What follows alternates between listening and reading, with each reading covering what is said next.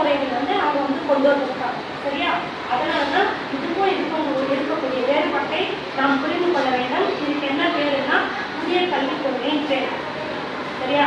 அப்ப எளிமையாக இருக்கக்கூடிய எல்லோரும் புரிந்து கொள்ளக்கூடிய எல்லா பிள்ளைகளும் கல்வி பெறக்கூடிய ஒரு சூழல் எங்க இருக்க?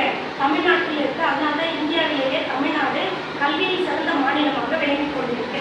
சரியா? இந்த திட்டத்தை கொண்டு வந்த தமிழ்நாடு முதல்வருக்கு பள்ளி கல்வித்துறை உண்மையே என்ன பண்ணுவாங்க? எல்லா பிள்ளைகளும் அவருக்கு நன்றி செலுத்தக்கூடிய ஒரு சூழல் இன்று உருவாகி இருக்கிறது. எல்லா மாணவர்களும் விரும்புகிறாங்க. அதே போல மெயின் பார்த்தீங்கன்னா இந்த 8ஆம் வகுப்பு வரை ஆல் பாஸ்ன்றது போய் இன்னைக்கு +1 என்னமா கிடையாது இல்லையா? எல்லாரும் சந்தோஷப்படுறாங்களே. ஏறக்குறைய 10 லட்சம் குழந்தைகள் +1 படிக்கிறாங்க தமிழ்நாட்டில். இப்ப 10 லட்சம் குழந்தைகள் மட்டும் இல்ல, அவர்களுக்கு வகுப்பெடுக்கக்கூடிய ஆசிரியர் பெருமக்கள், அவர்களுடைய பெற்றோர்கள் ஏன் அந்த 11ஆம் வகுப்பு தேர்வு வேணான்னு விரும்புறாங்க எல்லாரும் அப்படின்னா, 10ஆவதுல ஒரு பொது தேர்வு எவ்வளோ டென்ஷனா இருக்கும்ல. உங்களுக்குள்ள எவ்வளோ டென்ஷனா இருக்கு. இன்னொரு ஸ்கூல்ல போயிட்டு எக்ஸாம் எழுதணும், வேற ஸ்கூல்ல இருந்து ஆசிரியர்கள் வருவாங்க, பார்ப்பாங்க, என்ன கேள்வி வரும்னு தெரியாது, எவ்வளோ ரிஸ்க் தெரியாதுல்ல.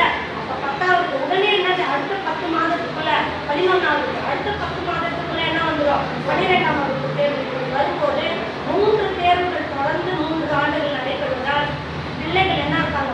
மன உளைச்சலில் கிடைக்கிறாங்க. அதனாலதான் இதை வேண்டாம்னு சொல்லி இன்னைக்கு 11ஆம் வகுப்பு தேர்வை என்ன பண்ணியிருக்க? தமிழ்நாடு அரசாங்கம் ரத்து செய்திருக்கிறது. சரியா? அந்த வகையில தமிழ்நாடு அரசாங்கத்தை ஆண்டு கொண்டு இருக்கக்கூடிய முதல்வர் ஸ்டாலின் அவர்களுக்கு நன்றி. இதுதான் இதுக்கும் அதுக்கும் இருக்கக்கூடிய வித்தியாசம். இதுதான் நாங்க என்ன சொல்றோம்? திராவிட மாடல் என்று சொல்கிறோம். சரியா? நன்றி, வணக்கம். 5 கேள்வி யாருன்னா ஒருத்தர் தான் சொல்லணும். 2வது கேள்வி எல்லாரும் சொல்லிட்டீங்க. விளையாட்டுத்துறை அமைச்சர் யார்? யாருன்னா ஒருத்தர் தான் சொல்லணும். பள்ளி கல்வித்துறை அமைச்சர் யார்? Very good, Anbil Mahesh. உயர்கல்வித்துறை அமைச்சர் யார்? திரு கோவி செழியன் அவர்கள். சரியா? அப்ப இப்ப சொல்லுங்க, உங்களுக்கு தமிழ்நாட்டில் படிக்கக்கூடிய கல்வி முறை தேவைப்படுகிறதா? தமிழ்நாட்டை தவிர மற்ற மாநிலங்கள் கடைபிடிக்கக்கூடிய அந்த NEP என்று சொல்லக்கூடிய புதிய கல்விக் கொள்கை தேவைப்படுகிறது.